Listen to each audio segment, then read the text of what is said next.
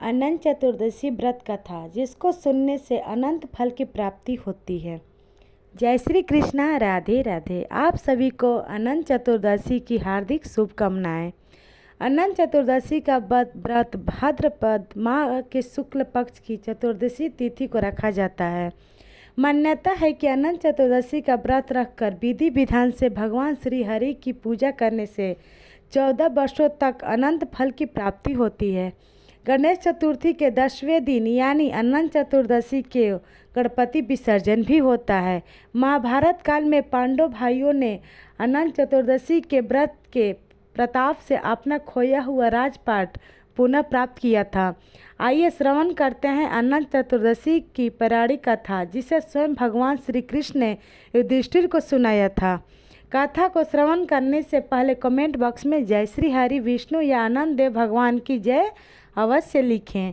सूत जी ने शौनक आदि ऋषियों से कहा कि पूर्व समय में गंगा माँ के तट पर धर्मराज युधिष्ठिर महाराज के जरासंध के वध के लिए राजसूय यज्ञ को आरंभ किया।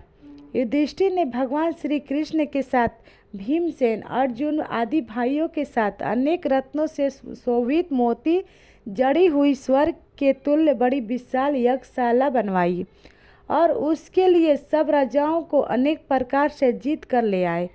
एक समय गांधारी और राजा धृतराष्ट्र का पुत्र जो दुर्योधन नाम से विख्यात था, वह उस यज्ञशाला में आकर प्रांगण में जल की प्रतिमा देखकर वस्त्र को ऊंचा कर उस जगह धीरे धीरे चलने लगा। यह देखकर द्रौपदी आदि श्रेष्ठ स्त्रियां हंसने लगी और दुर्योधन आगे जल को भूमि जानकर उसमें गिर गया। यह देख सब राजा लोग तथा तप रूप धन वाले ऋषिगण और द्रौपदी आदि सुंदर नेत्र वाली स्त्रियां भी हंसने लगी। यह देखकर महाराजा दुर्योधन अत्यंत क्रोधित होकर अपने मामा शकुनी के साथ अपने राज्य में जाने के लिए उद्यत हुआ। उस समय शकुनी ने अत्यंत मधुर वचन से कहा कि हे राजन, आगे बहुत कार्य करना है, इसलिए आप महाक्रोध का त्याग करें। हे राजेंद्र, यज्ञशाला से आपने घर जाने के लिए उठिए। तब ऐसा ही सही कहकर दुर्योधन यज्ञशाला से घर चला गया। सब राजागण भी यज्ञशाला से अपने अपने राज्यों में चले गए। तदंतर दुर्योधन ने राजाओं के साथ देहली यानी हस्तिनापुर जाकर राजा पांडु के श्रेष्ठ पुत्र युधिष्ठिर, भीमसेन, अर्जुन आदि को बुलाकर अपने राज्य में प्रसन्न होकर जुआ खेलने लगा। उस जुए में छल से दुर्योधन ने पांडवों का संपूर्ण धन और राज्य आदि जीत लिया। तदंतर भ्राता सहित युधिष्ठिर महान विपत्तियों को प्राप्त हो। जंगलों के बीच वंचर जो विलाद हैं उनके असदृश रहने लगे। पांडवों के इस समाचार को सुनकर श्री कृष्ण वहां गए। सूत जी ने शौनक आदि ऋषियों से कहा कि दुख से अत्यंत दुर्लभ पांडव लोग वन में रहते हैं। महात्मा श्री कृष्ण को देखकर क्रम में पूजन आदि और प्रणाम कर राजा युधिष्ठिर बोले कि हे प्रभु, भाइयों सहित हमको यह दारुण दुख प्राप्त हुआ है। इस दुख रूपी सागर से हम कैसे छुटकारा पाएंगे, सो कहिए। हम कौन से उत्तम देवता का पूजन करें अथवा कौन सा व्रत करें जिससे हमें राज्य मिले? हमारा हित तो आप ही की कृपा से होगा। ऐसा सुनकर भगवान श्री कृष्ण बोले कि हे युधिष्ठिर, पुरुषों और स्त्रियों के समस्त पापों को नष्ट करने वाला अत्यंत उत्तम एक अनंत नामक व्रत है, जो भाद्रपद मास के शुक्ल पक्ष की चतुर्दशी तिथि को होता है। उस व्रत के अनुष्ठान मात्र से संपूर्ण पापों का नाश हो जाता है। ऐसा सुनकर राजा युधिष्ठिर ने कहा कि हे वासुदेव, आपने जो अनंत व्रत कहा वह क्या शेष नाग का अथवा अनंत नाम का नक्षत्र का व्रत है क्या, या अनंत पर ब्रह्मा का यह व्रत है? हे केशव, यह अनंत किस देवता का नाम है? वह सत्य सत्य कहिए। युधिष्ठिर की बात सुनकर श्री कृष्ण भगवान बोले कि हे धर्मराज, अनंत हमारा ही नाम है, इससे हमारा ही स्वरूप जानो। सूर्य आदि जितने देवता हैं और काल आदि जो कहे जाते हैं, सब हमको ही जानो। काला, काष्ठा, मुहूर्त आदि, दिन रात्रि तथा यह सब जितने शरीर वाले प्राणी है तथा पक्ष, मास, ऋतु, वर्ष, युग और काल आदि की व्यवस्था, सब मुझको ही जानो। यह जो मैंने कला आदि कहा है ये वह इस अनंत नाम से प्रसिद्ध है। मैं भूमि का भार अल्प करने के लिए इस कृष्ण नाम से अवतरित हूँ। दानवों का नाश तथा साधु पुरुषों की रक्षा के निमित्त मुझे वासुदेव के कुल में भी उत्पन्न जानो। आदि अंत मध्य जिसका नहीं, ऐसा कृष्ण विष्णु शिव वैकुंठ सूर्य चंद्र सर्वत्र व्याप्त ईश्वर मुझको ही जानो। हे युधिष्ठिर, नहीं है उत्तम जिसमें ऐसा विश्वरूप जो योगी लोगों से ध्यान किया गया। वह संपूर्ण रूप वाले अनंत हम ही हैं, जिससे 14 इंद्र, 8 वसु, 12 सूर्य, 11 रुद्र, 7 ऋषि, 7 समुद्र तथा वृक्ष आदि सहित संपूर्ण पर्वत हम ही को जानो। 27 नक्षत्र, 10 दिशा, पृथ्वी, 7 पाताल तथा भूर्भुवाद, 7 स्वर्ग, यह सब हम ही हैं। इस विषय में कुछ भी संदेह ना करो। ऐसा वचन सुनकर राजा युधिष्ठिर ने कहा कि हे सर्वव्यापी भगवान, अनंत व्रत का महात्म्य तथा विधि कहिए। अनंत व्रत का अनुष्ठान करने वाले प्राणी को क्या पुण्य और क्या फल मिलता है, वह भी कहिए।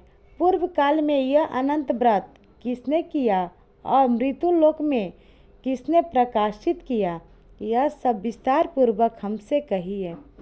युधिष्ठिर का ऐसा वचन सुनकर भगवान श्री कृष्ण बोले कि सतयुग में सुमंतु नाम का एक ब्राह्मण था। उसने वशिष्ठ गोत्र में उत्पन्न सुंदर दीक्षा नाम की भृगु ऋषि की कन्या के साथ वेदोक्त विधि से विवाह किया।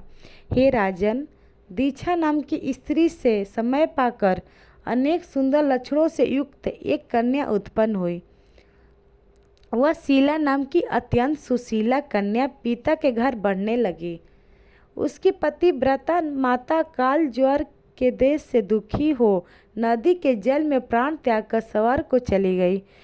तदंतर उस सुमंतु नामक ब्राह्मण ने धर्म नाम की एक दुखशील नाम की कन्या से विधि विधान पूर्वक विवाह किया। वह स्त्री नाम के ही सदृश दुष्ट स्वभाव, कर्कश वचन बोलने वाली और बड़ी प्रचंड थी। वह शीला नाम की कन्या पिता के घर गृह कार्य करने में बड़ी चतुर थी। वह आंगन बाहर दरवाजे के ऊपर और देहली के ऊपर स्वास्तिक संग कमल के नीले सफ़ेद और काले अनेक प्रकार के चिन्हों को लिख कर देखा करती थी। इसके अनंतर इसी तरह बहु दिन बीतने पर कुमार अवस्था में प्राप्त वह शीला पिता के घर में बड़ी मंगल देने वाली हुई। उसको देखकर पिता सोचने लगा कि वह हम यह कन्या पृथ्वी पर किस गुणवान वर को दें। ऐसा विचार कर वे दुखी हुए। उसी समय उत्तम वेद वेदांग जानने वाले कौंडिन्य नाम के मुनि कन्या के लिए आए। वे मुनि बोले कि तुम्हारी गुण युक्ता कन्या से मैं विवाह करना चाहता हूँ। ऐसा सुनकर पिता ने शुभ दिन में ब्राह्मणों में इंद्र तुल्य कौंडिन्य मुनि को अपनी कन्या दे दी। श्री कृष्ण ने कहा कि हे धर्मराज, सुमंतु ने वेद विधि से उसका विवाह कर दिया। उस समय वहाँ पर स्त्रियाँ गीत गाने लगी और ब्राह्मण लोग स्वस्ति वचन करने लगे और वंदी जय घोष करने लगे। इसी प्रकार विवाह कर सुमंतु ब्राह्मण अपनी कर्कशा स्त्री से बोला कि दामाद के संतोष के लिए कुछ द्रव्य आदि दहेज में देना चाहिए। ऐसा सुनकर वह कर्कशा क्रोध से घर की शोभा बिगाड़कर संपूर्ण द्रव्य आदि एक पेटी में अच्छी तरह बंद कर दामाद से बोली कि आप अपने घर जाइए, हमारे घर में कुछ भी द्रव्य नहीं है। यदि विश्वास न हो तो देख लीजिए। भगवान श्री कृष्ण ने राजा युधिष्ठिर से आगे कहा कि हे पार्थ, ऐसा सुनकर वे मुनि उदास हुए और वह कन्या भोजन से बचे हुए अन्न आदि को मार्ग में खर्च करती गई। कौंडिन्य मुनि भी इस सुमंतु की कन्या शीलक को बैलगाड़ी में बैठाकर अस्ने अस्ने चलने लगे। जाते जाते पुण्यदायक यमुना नदी को देखकर उसके किनारे रथ खड़ा कर शिष्यों को नियुक्त कर वे स्नान संध्या आदि करने गए। मध्याह्न के समय भोजन का समय जानकर रथ से उतरकर नदी के किनारे उस शीला ने लाल वस्त्र पहने हुए स्त्रियों के झुंड को देखा। उन स्त्रियों के सम्मुख को चतुर्दशी के दिन श्री जनार्दन भगवान का पूजन करते हुए देख उनके पास जाकर शीला धीरे से पूछने लगी, तुम लोग यह क्या कर रही हो? इस व्रत का क्या नाम है? ऐसा सुनकर उन स्त्रियों ने कहा कि यह अनंत का व्रत है, हम अनंत भगवान को ही पूछते हैं। ऐसा सुनकर शीला बोली, मैं भी यह उत्तम व्रत करूँगी। इस उत्तम व्रत की क्या विधि है और यह व्रत किस प्रकार का है? इसमें क्या दान होता है? कौन से देवता की पूजा की जाती है? वह सब मुझसे कहो। ऐसा सुनकर वे स्त्रियां बोली, हे शीले, उत्तम अन्न को प्रस्थ मात्र यानी एक शेर लेकर मालपुआ आदि पकवान बनाकर आधा ब्राह्मण को देवें और आधा स्वयं भोजन करें। फिर यथाशक्ति के अनुसार दक्षिणा दें और यह व्रत नदी के तीर पर करें तथा भगवान श्री हरि की कथा सुने। कुसा के शेष नाग को बनाकर बांस के पात्र में रखकर फिर स्नान कराकर मंडप के भीतर भगवान का विधि विधान से पूजन करें। चंदन, पुष्प, धूप, दीप और अनेक प्रकार के नैवेद्य आदि में मिष्ठान सहित रखें। उनके आगे मजबूत सूत का डोरा केसर रंग में रंग कर 14 गांठ देकर बाएं हाथ में बांधें।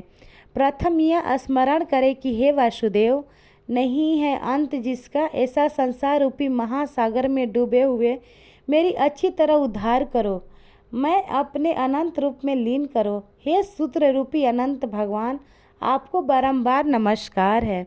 ऐसा स्मरण कर सूत्र रूपी अनंत भगवान को बाएं हाथ में बांधकर स्वस्थित को हो भोजन करें।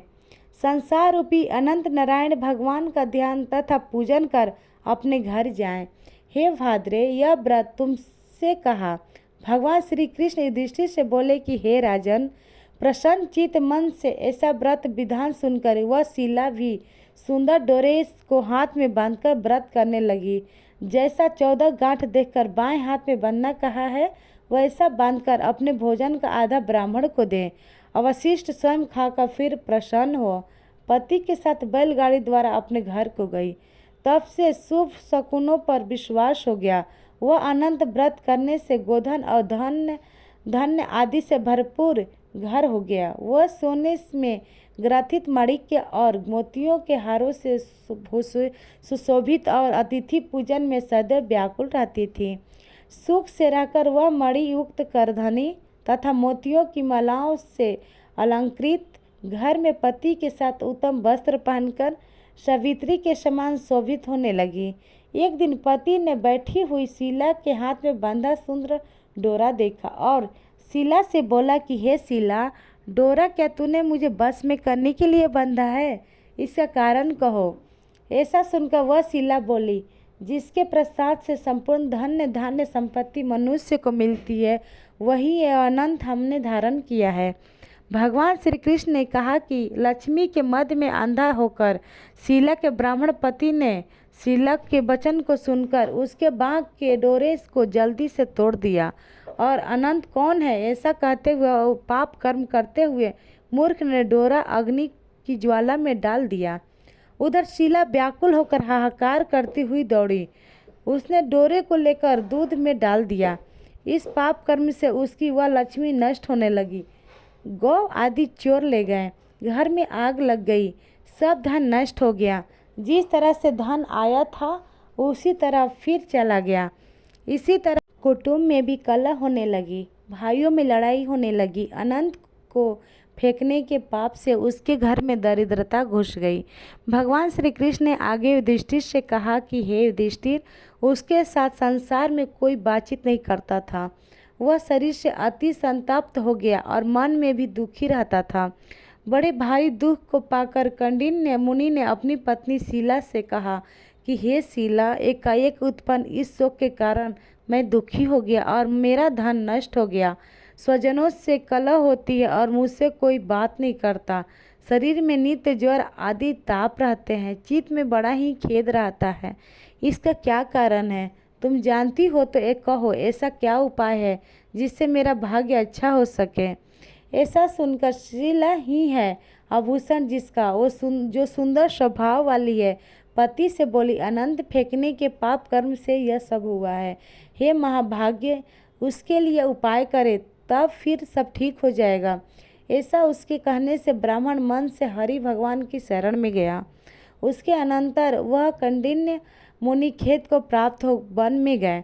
वहाँ वे उत्तम ब्राह्मण वायु का भक्षण कर तप करने की इच्छा से उस परमेश्वर का ध्यान करते हुए सोचने लगे कि जिसके प्रसाद से मुझे धन आदि मिला और उसके अपमान करने से मैं निर्धन होकर कष्ट को प्राप्त हो गया, मुझको अतिशय सुख दुख देने वाला धनाधिक हुआ, ऐसा चिंतन करता हुआ घने वन में घूमने लगा।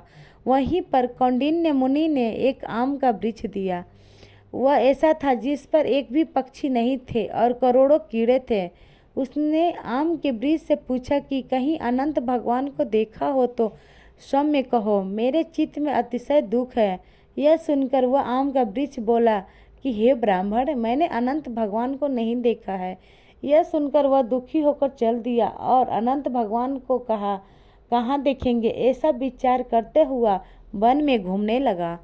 इतने में बछड़े सहित गौ को देखा जो वन के मध्य में इधर उधर दौड़ रही थी। भगवान श्री कृष्ण ने कहा कि हे पांडव, वह ब्राह्मण गौ से बोला कि तुमने अनंत भगवान को देखा हो तो बताओ। इसके बाद गौ बोली, हे कौंडिन्य, मैं अनंत भगवान को नहीं जानती हूँ। उसके बाद आगे जाकर घास पर बैठे हुए वृषभ को देखकर उसने पूछा कि हे गोपत, तुमने अनंत भगवान को देखा है क्या? बैल बोला, मैंने अनंत भगवान को नहीं देखा है। इसके बाद आगे जाकर बड़ी सुंदरी दो पुष्करणी को देखा। उन बावलियों को जल उसमें से इसमें और इसमें से उसमें आता जाता हुआ अनेक प्रकार का कलोल करता और कमल, कलहार, कुमुदिनी आदि के पत्तों से युक्त होकर शोभायमान हो रहा था। भ्रमर, हंस, चकोर, बगुला आदि पक्षियों से शोभित उस बापी को देख ब्राह्मण ने उन दोनों पुष्करणियों से पूछा कि तुम लोगों ने अनंत भगवान को कहीं देखा है क्या? यह सुनकर दोनों पुष्करणी बोली, हे द्विज, हमने अनंत भगवान को कहीं नहीं देखा। आगे जाकर उसी तरह एक हाथी और एक गधा देखा। वो दोनों से ही ब्राह्मण ने पूछा, क्या आप लोगों ने कहीं अनंत भगवान को देखा है क्या? ऐसा कहकर ब्राह्मण निराश हो उसी जगह बैठ गया। आगे भगवान श्री कृष्ण कहते हैं, राजन, वह कौंडिन्य जीवन से निराश हो बड़ा विकल होता हुआ बहुत गर्म ऊर्ध्व श्वास लेकर भूमि पर गिर पड़ा। फिर वह ब्राह्मण होश में आते ही हे अनंत ऐसा कहते कहते उठकर चित्त में यह निश्चय करता हुआ कि अब मैं अपने प्राण का त्याग कर दूंगा। भगवान श्री कृष्ण कहते हैं कि हे युधिष्ठिर, ऐसा विचार कर उस ब्राह्मण ने प्राण देने के लिए वृक्ष में फांसी लगा ली। उसी समय दयालु हृदय वाले अनंत भगवान श्री प्रत्यक्ष हो गए और वृद्ध ब्राह्मण का रूप धारण कर बोले, यहाँ आओ, यहाँ आओ। यह कहकर उन्होंने उस कौंडिन्य का हाथ पकड़कर एक गुफा में ले गए। उस गुफा में कौंडिन्य मुनि ने एक नगर देखा जिसमें सुंदरवान स्त्री पुरुष विद्यमान थे और शुभदायक दिव्य सिंहासन पर भगवान बैठे थे, जिनके अगल बगल शंख, चक्र, गदा, पद्म और गरुड़ शोभायमान हो रहे थे। कौस्तुभ मणि धारण किए हुए, वरमाला आदि अनेक प्रकार के आभूषण धारण किए हुए विश्वरूप अनंत भगवान को उस कौंडिन्य मुनि ने देखा। अतिशय प्रकाशमान स्वरूप वाले भगवान को देखकर उन्होंने ऊंचे स्वर में कहा, हे प्रभु, आपकी जय हो। ऐसा कहकर तथा प्रणाम कर बोले, हे नाथ, हे पुंडरीकाक्ष, हम पाप कर्म करने वाले हैं। हमारी आत्मा पाप रूप है और हम पाप ही से उत्पन्न हैं। आप हमारी रक्षा करें, आप मेरे संपूर्ण पापों को हारने वाले हैं। उस मुनि को ऐसे वचन सुनकर अनंत देव भी बड़े कोमल वचन से बोले, हे विपेंद्र, मत डरो, जो तुम्हारे मन में हो निसंकोच होकर कहो। ऐसा सुनकर कौंडिन्य मुनि बोले, हे प्रभु, मैंने धन से उन्मत्त होकर अनंत का डोरा तोड़ दिया। उस कर्म से मेरा धन नष्ट हो गया। घर में अपने कुटुंबियों से कलह होती है, जिस कारण मुझसे कोई भी बात नहीं बोलता। इस तरह दुखी होकर आपके दर्शन की इच्छा से मैं वनों में भटक रहा हूँ। हे देवेंद्र, आपने मुझ पर कृपा कर अपना दर्शन दिया। अब मुझ पर दया करके उस पाप की शांति का उपाय कहिए। श्री कृष्ण कहते हैं, हे युधिष्ठिर, भक्ति से प्रसन्न हो देवता क्या नहीं देते।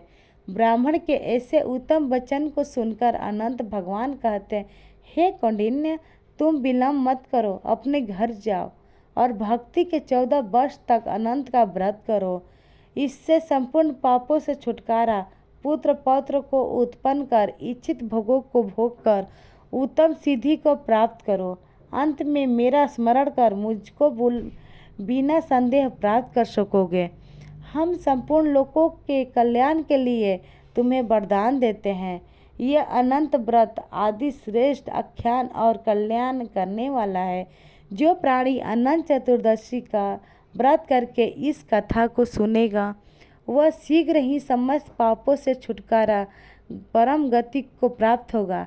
अनंत देव ने कहा, हे ब्राह्मण, मेरे पास जिस मार्ग से तुम यहाँ आए हो, उसी मार्ग से तुम जल्दी घर जाओ।